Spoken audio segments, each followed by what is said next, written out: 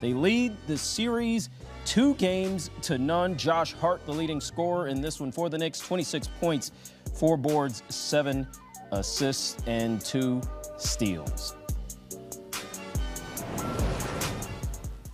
Now to talk all things Game 2, we welcome in our NBA analysts John Gonzalez and Avery Johnson. And Coach, we've got to start with you. For the second straight game, the Cavs have been an absolute sieve defensively. In Game 1, they were on the wrong end of a 44-11 end-of-game run.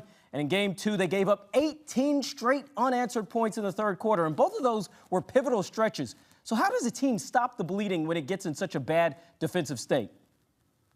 Well, they got to force their opponents into more turnovers. The Knicks were extraordinary tonight and take care of the ball. Only 6 turnovers? Normally teams sometimes will have 6 turnovers in a quarter, but the Knicks were extraordinary in ball security. Cleveland wasn't very good defensively. I knew this game was going to be a little bit of a hangover from Game 1. Just too many different situations on offense and defense that they have to overcome. The coach had 4 timeouts, which you lose 2 of those timeouts inside of a certain period of time in Game 1, so you'll only be down to 2. And he never called the timeout just to give his team a chance to rest. So it was too much to overcome. And as much as bad as they were defensively in Game 1, offensively, they were unbelievably horrible. So that carried over, and there was a lingering effect. And then Josh Hart was extraordinary. The way he made those shots, they left him open. It was a good scouting report overall, but they beat the scouting report. And, I thought from even talking to some of our CBS Sports HQ executives earlier today, that the Cleveland Cavaliers' only chance would be to win Game 3 at home. This game was a loss. It was a scheduled loss tonight. Yeah, the Knicks go on that run in Game 1 in the fourth quarter. Tonight it was the third quarter run where they outscore the Cavs by 11. And you're right, Coley, that defense wasn't very good. And you know what? The defense has only been average for Cleveland all season long. They were middle of the pack, 15th in defensive rating. The 2 bigs are good, but the other guys are not so good. Now, they did limit Jalen Brunson from scoring. One of the things that obviously cooked them in the last game was Jalen Brunson got super hot and he went right at James Harden, and that ended up dooming the Cavaliers. Tonight, Jalen Brunson didn't score the ball well, and they really frustrated him. Instead, though, while he's being frustrated, he finds a way to still impact the game. It wasn't scoring early on. It was 14 assists. So, he's still a really important player and figured out a way to influence the game. And as Avery mentioned, then here comes Josh Hart, right? And if you're the Cavs, you're thinking, well, what's going on here? Because in Game 1, they couldn't even play Josh Hart because of his shooting late in the fourth quarter and in overtime, and he was really frustrated by that. Tonight, they were almost daring him to shoot, and he did, and he was a knockdown shooter. He ends up having a playoff career-high 26 points on 10 of 21 from the floor, and he hits 5 threes. If you're the Cavs, that's just not only like bad defense, but also bad luck that Josh Hart goes absolutely supernova on you. And then, as Avery mentioned, on top of that, the Cavs could not hit a shot tonight to save their life. So bad night for the Cavs all the way around. Supernova. I know exactly what you did right there, John. That was really well done. We got to say, 26 points, 15 of those points coming from 3 for Josh Hart.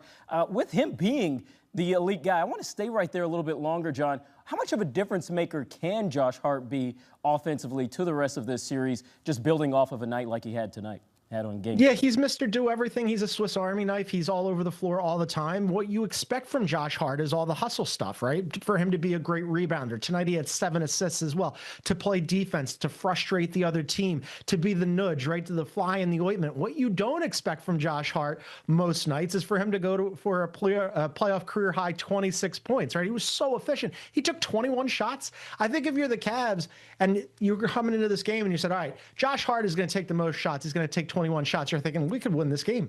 This might be the game for us. He ends up taking 11 threes. This could be the game. This might be the game for us. It was not for the Cleveland Cavaliers because Josh Hart was Mr. Do Everything and up to and including scoring. So he really took some of the burden off of Jalen Brunson, who, again, it was harder for him to score tonight. I thought Karl Anthony Towns was much better tonight. He had a double-double in both games, but in Game 1, he had 7 turnovers. Tonight, no turnovers, which was awesome. OG Anunoby, they got 32 minutes out of him. They got to feel good about that. Mikal Bridges was efficient up and down the roster for the Knicks for their starters. They were all really good in different ways. But yeah, led by Josh Hart, when he has that kind of night, Knicks are tough to beat.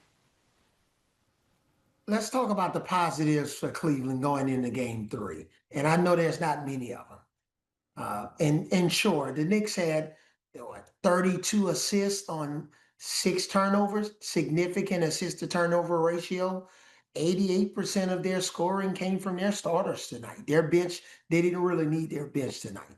But let's talk about Cleveland. 22 for 32 from the free throw line.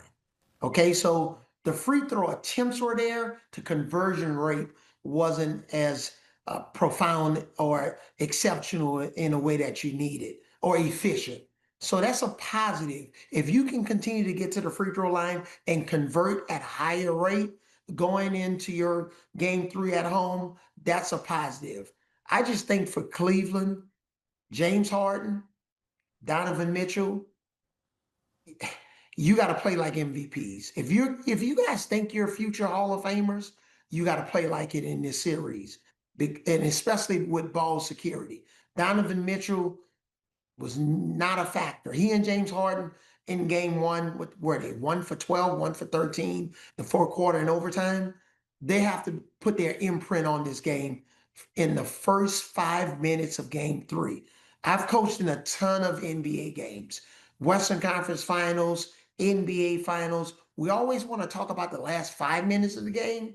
Believe me, I had a couple of guys that helped my teams get started in the first 5 to 7 minutes of the game to set the tone for the rest of the game. That's what James Harden and Donovan Mitchell has to do in game 3. I really like that insight, Coach. And I'm curious, when do you give that message to guys like James Harden and Donovan Mitchell? Is that right after game 2? Is it minutes before game 3? When does that message come? The message doesn't come after game 2 because they're already emotional. Now remember, here's my cell phone. Remember, these cell phones are different. You got, all the different social media sites. It's a bombardment of information. And so right now with these players, you got to wait. It's all about timing, situation. Do you do it collectively with Donovan Mitchell and James Harden in a room together? Do you wait and do it individually? But now is not the time. You wait, let's get on the plane, let's go back home, let's digest all of the information. We'll have a film session as a team collectively together. And then I'll figure out, do I want to talk to both of these guys, together? Do I want to send the message individually? It's definitely going to come from me. It's not going to come from an individual coach. So I just have to make that decision on timing, place. Do I do it at their home, at the facility, away from the facility? But the message will get delivered. Hey, John, what do you need to see from Donovan Mitchell and James Harden in game 3?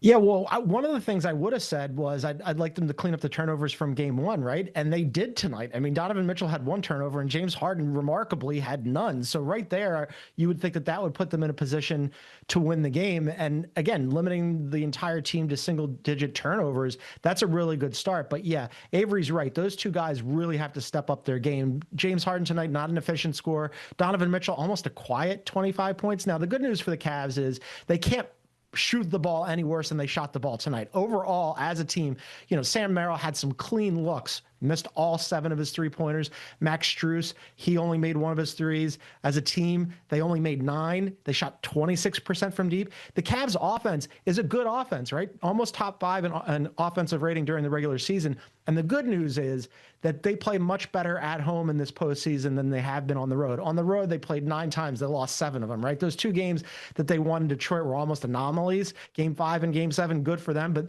that hasn't been their MO in this postseason. They've been really good at home, though. They've won 6 of their 7 games. They score at a better rate. They shoot at a better rate. I would expect that both Donovan Mitchell and James Harden are going to be better in Game 3. And they have to be, right? Because if you lose Game 3, this thing is absolutely a wrap. So you need both of them to come with their A games in Game 3 when it goes back to Cleveland. Yeah, they certainly do. And for both of you here, the Cavs, you know, they are tough to beat at home, as we well know. They're 6-1 inside Rocket Arena this postseason. So starting with you, John, what is your level of belief in the Knicks' ability to possibly go up 3-0 in Cleveland, or is it going to be what you just said, that Harden and Mitchell are going to show up?